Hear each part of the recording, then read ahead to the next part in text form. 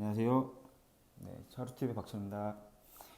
네, 오늘 이렇게 제가 갑자기 또 영상을 만드는 이유는 내일 가수 박봄님이 내일이면 앨범을 내고 가수 활동을 다시 시작한다고 해요.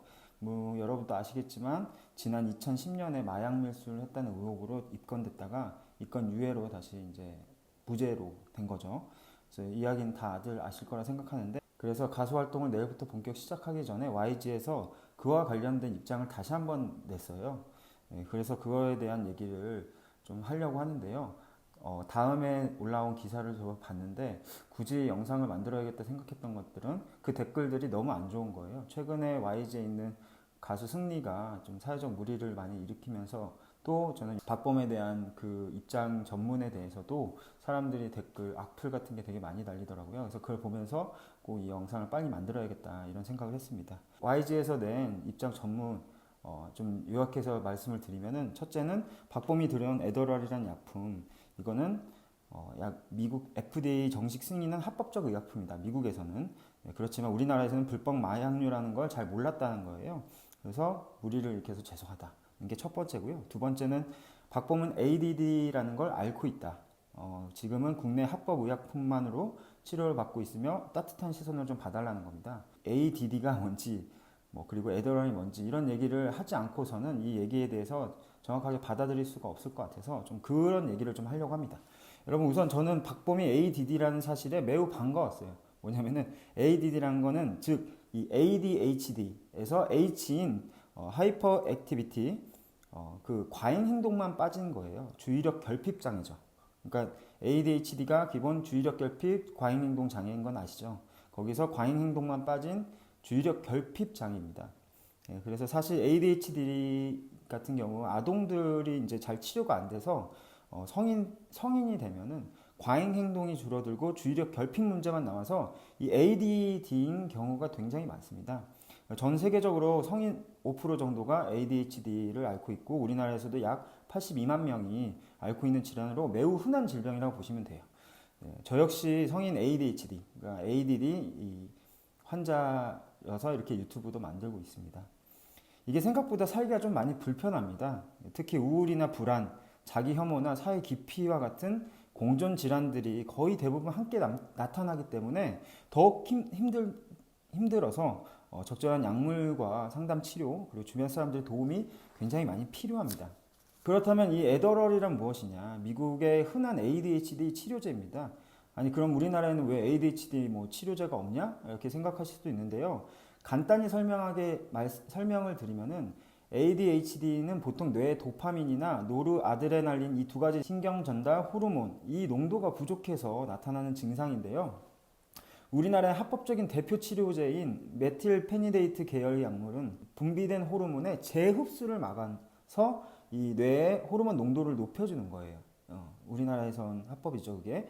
근데 애초에 호르몬 분비가 적은 사람들은 사실 크게 소용이 없어요, 이야기. 근데 박범이 사용했던 미국의 대표 치료제인 이 에더럴은 호르몬 분비 자체를 높여주는 암페타닌 계열이라는 약물이에요. 근데 왜 이게 우리나라에서는 마약류로 분류가 되는가? 이 암페타민 약물인 에더럴은 이 화학식을 조금만 바꾸면은 메스 암페타민이라는 걸로 합성을 할 수가 있어요. 근데 이게 소위 말하는 그 히로뽕, 마약입니다.